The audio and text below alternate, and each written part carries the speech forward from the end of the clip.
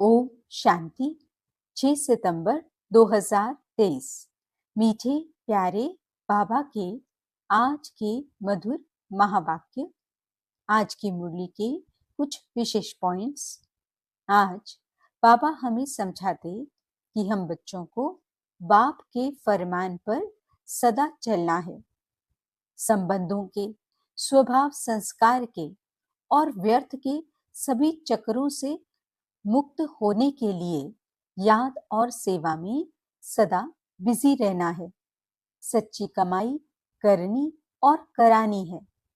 कोई भी बेकायदे चलन नहीं चलनी है। 5 विकारों की बीमारी से मुक्त होने के लिए सर्जन की राय लेते रहना है। तो चलिए सुनते हैं आज की बाबा की मीठी प्यारी मुरली।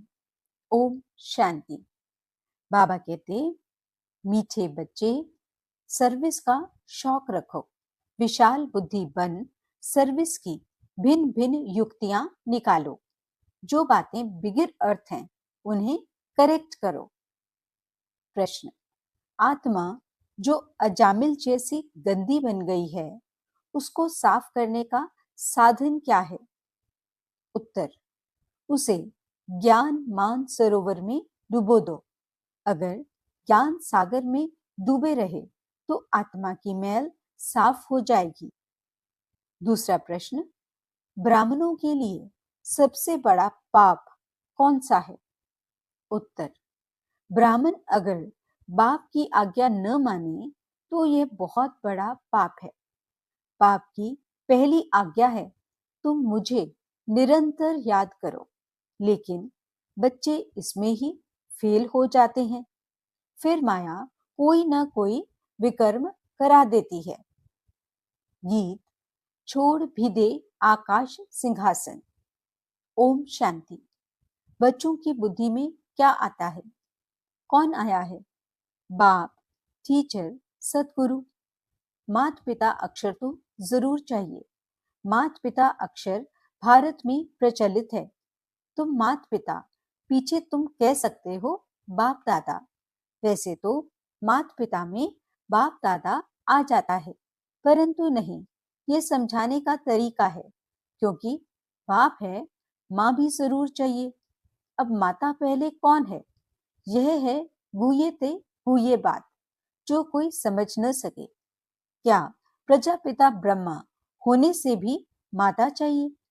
प्रजापिता ब्रह्मा के साथ कोई प्रजापत्नी भी चाहिए? नहीं, प्रजापत्नी नहीं चाहिए, क्योंकि ये मुख वंशावली है। इसलिए ब्रह्मा की पत्नी कोई हो नहीं सकती। ये बहुत गुह्य और गंभीर बातें हैं। इसे समझने और धारण करने के लिए बुद्धि चाहिए। ये एक ही बाप है जो बच्चों के सम्मुख आते हैं। तुम तो समझते हो माता पिता बाप दादा सम्मुख आया है। बच्चे बाहर में सर्विस करते हैं। सेंटर्स पर जो रहते हैं वे ये नहीं समझेंगे कि माता पिता बाप दादा सम्मुख आए हैं। वे समझेंगे फलानी बी के व ब्रह्मा कुमारी आई है। ये मम्मा अडॉप्ट की हुई है। सबसे लकी सितारा जगत अम्बा है। ये संभालने के लिए मुख्य है, इसलिए इन पर कलश रहता है। और यह ब्रह्मा तो हो गई ब्रह्मपुत्रा मेल के रूप में, तो सरस्वती जरूर चाहिए। सरस्वती को ही जगत अम्बा कहा जाए। इस मेल को तो जगत अम्बा नहीं कहेंगे। यह बड़ा अच्छा राज है जो कोई भी गीता भागवत में नहीं है। शास्त्रों में कहानियां बैठ लिखी हैं। 5000 वर्ष पहले व 2500 वर्ष पहले क्या हुआ था सो बैठ लिखते हैं। वह नाम रूप देश काल तो कुछ है नहीं। नाटक भी अनेक प्रकार के बनाते हैं। ये बाप बैठ सम्मुख अच्छी रीति समझाते हैं कि बच्चे हर एक बात को पूरा समझ जाएं। इन गीतों में भी कई बिगिर अर्थ अक्षर हैं। अब आकाश तत्व तो यह है, इसमें तो हम बैठे हैं। जिस पारलौकिक बाप को सब याद करते हैं वह कोई आकाश तत्व से आते नहीं हैं। अगर श्री कृष्ण की आत्मा कहें, वह तो यहाँ ही है। सब मुख्य मुख्य आत्माएं, धर्म स्थापक आदि यहाँ ही हैं। श्री कृष्ण की आत्मा भी 84वें जन्म में यहाँ ही है। उनकी आत्मा को तो बुला ना सकें। ये परमपिता परमात्मा को बुलाया जाता है कि आओ, अपना महतत्व निर्वाण धाम छोड़कर वहां से आओ। तुम आत्माओं का सिंहासन तो महतत्व है। आकाश में तो तुम जीव आत्माएं रहती हो। ये मांडवा है खेल चलने का। जब गीत सुनते हो, दिल में आपे ही करेक्ट करते जाओ। ये तो जिन्होंने नाटक बनाए हैं, उन्होंने ही फिर गीत बनाए हैं। फिल्म शूट करने वालों को भी समझाना चाहिए। इसमें बड़ी विशाल बुद्धि चाहिए। बाबा राय देते हैं सर्विस करने लिए। ये ड्रामा जिसने बनाया है, उन्हें समझाना चाहिए, उनसे मिलना चाहिए, इतनी समझ चाहिए। बाप तो डायरेक्शन देंगे। बाप को तो जाकर नहीं पूछना है। बाप तुम बच्चों को डायरेक्शन देंगे, ऐसे ऐसे करो, श्रीमत पर चलो। वास्तव में धरती यह भारत खंड है। भारत में ही उनका आना होता है। भारत ही उनका बर्थ प्लेस है। सभी उस निराकार फादर को ही बुलाते हैं। श्री कृष्ण तो सबका फादर नहीं है। और मुरली जो दिखाते हैं, वह कोई काठ की तुतारी तो नहीं है जो श्री कृष्ण के हाथ में देते हैं। मुरली तो वास्तव में ज्ञान की है। गॉडेस ऑफ नॉलेज सरस्वती को कहते हैं। राधे को नहीं कहेंगे, श्री कृष्ण को भी नहीं कहेंगे। यह तो जोड़ी है बाप और बच्चे की। सरस्वती को कहा जाता है गॉडेस ऑफ नॉलेज। तो जरूर प्रजापिता ब्रह्मा, ब्रह्मपुत्रा भी गॉड ऑफ नॉलेज होना चाहिए। लेकिन ब्रह्मा के लिए तो गाया नहीं जाता। गॉड इज नॉलेजफुल कहा जाता है। ब्रह्मा नॉलेजफुल नहीं, गॉड इज नॉलेजफुल। परम पिता परमात्मा ज्ञान सागर है, तो जरूर अपने बच्चों को ज्ञान देंगे। पहले पहले इनमें प्रवेश कर इन द्वारा दूसरों को देते हैं। इनमें सब लकी सितारे आ जाते हैं। ज्ञान सूर्य, फिर ज्ञान चंद्रमा, ये ब्रह्मा हुए। फिर चाहिए ज्ञान चंद्रमा के नजदीक एक सितारा जो चंद्रमा के सामने खड़ा रहता है। वह बहुत तीखा होता है। उनको ज्ञान लकी सितारा कहेंगे। उनका नाम सरस्वती रखा हुआ है। सरस्वती बेटी हो गई ना, ये तो बाप भी हुआ, बड़ी नदी भी हुई। बहुत बड़ी नदी है। सब नदियों का मेल सागर में होता है। सागर और नदियों का मेला होता है। सरस्वती भी सागर में मिलती है। उनका मेला नहीं लगता है। मेला ब्रह्मपुत्रा नदी का लगता है। ये नदी वंडरफुल है, मेल है। नदी तो फीमेल को कहा जाता है। ये गुह्य रास बहुत समझने लायक है, परंतु ये बातें पहले पहले कोई को नहीं बतानी चाहिए।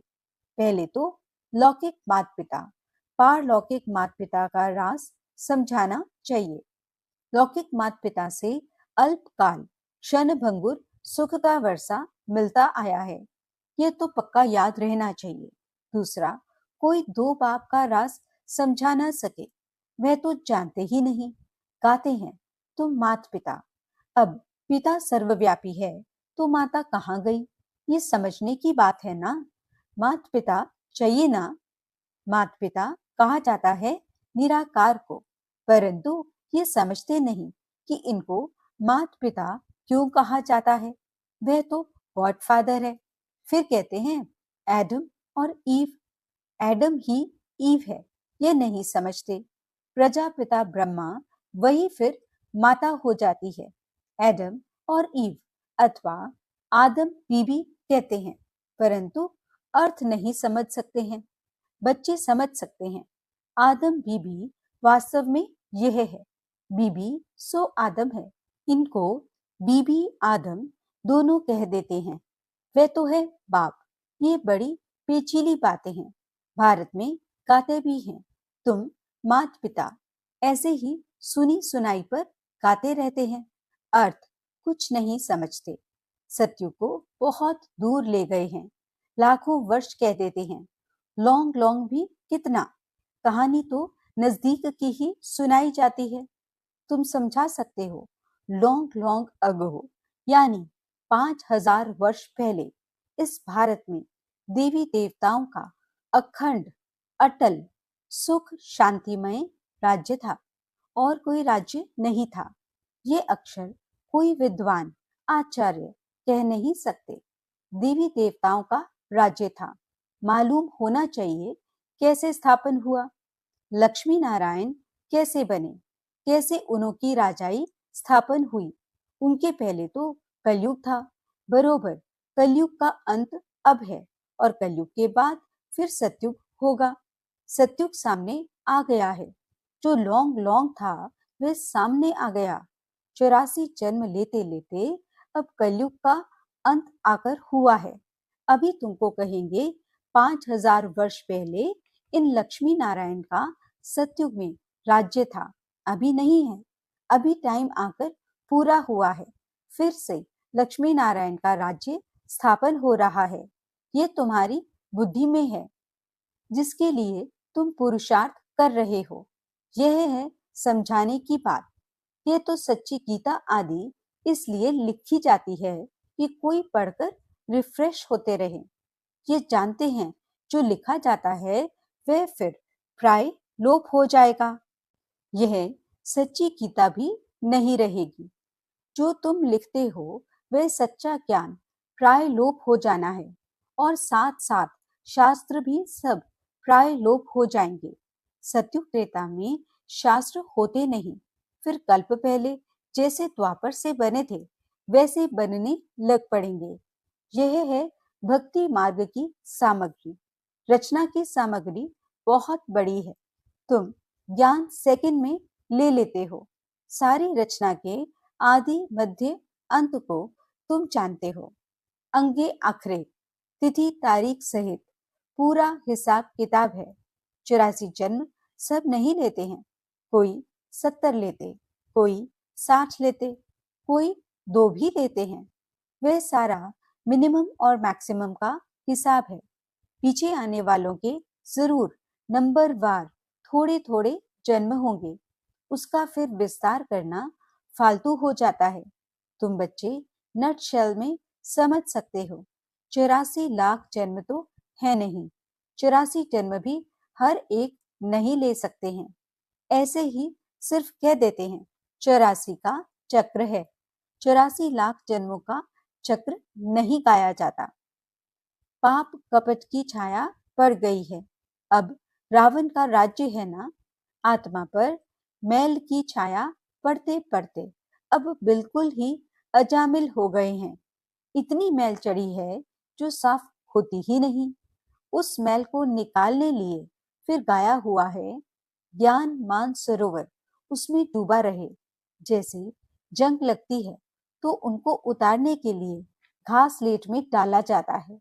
ये भी जंग लगी है, इसलिए ज्ञान सागर में डूबे रहो। कोई पानी की नदी व सागर की बात नहीं है। ज्ञान सागर जो ज्ञान देते हैं उस नॉलेज में तत्पर रहना है। गृहस्थ व्यवहार को भी संभालना है, उसमें कोई मत चाहिए तो लेते रहो। हर एक का कर्म बंधन अपना अपना है। सर्जन सबके लिए एक ही दवा नहीं देते हैं। हर एक का कर्म बंधन, हर एक की बीमारी अपनी अपनी है। ये 5 विकारों की बीमारी महाभारी है। इस बीमारी को कोई जानते ही नहीं है। ये कब से शुरू होती है? आत्मा को बीमारी लगने से शरीर को भी बीमारी लग जाती है। आत्मा में दुख पड़ता है तो शरीर में भी पड़ जाता है। ये बातें शास्त्रों में नहीं है। वह तो भक्ति मार्ग का भक्ति कांड है। भक्ति का भी बाबा ने बताया है कि पहले होती है अव्यभिचारी भक्ति, फिर रजोगुनी व्यभिचारी भक्ति, फिर व्यभिचारी तमोगुणी भक्ति। जैसी जैसी भक्तों की अवस्था वैसी भक्ति भी हो जाती है। ज्ञान भी ऐसे उतरता है। पहले 16 कला, फिर 14 कला, फिर 12 कला। प्रारब्ध जो बनती है वह फिर उतरती जाती है। तुम बच्चे जानते हो ये कमाई है। कमाई में विघ्न पड़ते हैं, दशाएं बदलती हैं। पूछते हैं हमारे ऊपर कौन सी दशा बैठी हुई है, फिर वह लोग बतलाते हैं। इस सच्ची कमाई में भी बच्चों पर दशाएं बैठती हैं। कोई पर राहु की दशा बैठती है, काला मुंह कर लेते हैं। बृहस्पति की दशा थी, फिर माया ने थप्पड़ लगाया तो राहु की दशा बैठ गई। काम में गिरा और फट से राहु का ग्रहण लगा, ताला बंद हो जाता है। यह है गुप्त कड़ी सजा। वह फिर कभी कह नहीं सकेंगे कि भगवानुवाच काम महाशत्रु है। सन्यासी भी काम महाशत्रु के कारण ही स्त्री को छोड़ चले जाते हैं। यह भी निवृत्ति मार्ग की पवित्रता भारतवासियों के लिए अच्छी है। भारतवासी ही पवित्र से अपवित्र बनते हैं, तो उन्हों को थमाने के लिए यह सन्यासी हैं। मरम्मत के लिए ये पवित्रता है। पवित्रता की ताकत से ही सृष्टि इतना चलती है।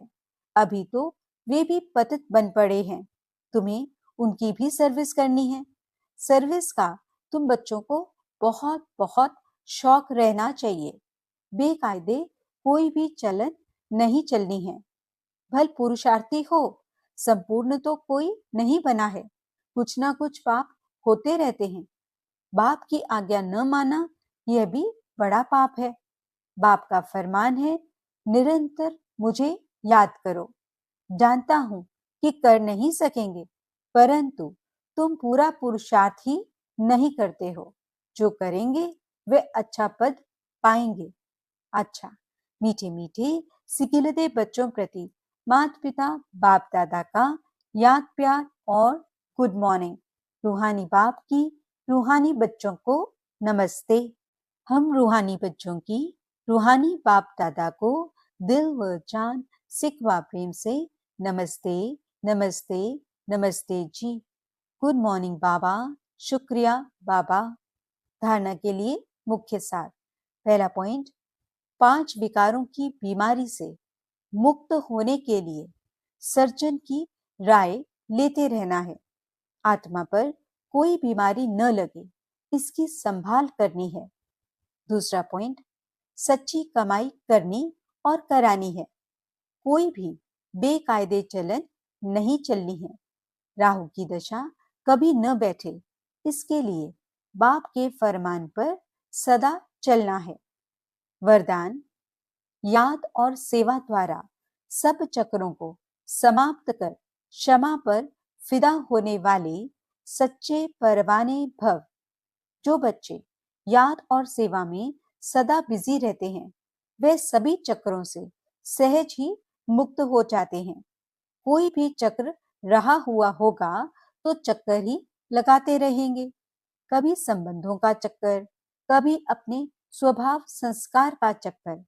ऐसे व्यर्थ के सभी चक्कर समाप्त तब होंगे जब बुद्धि में सिवाय क्षमा के और कुछ भी न हो।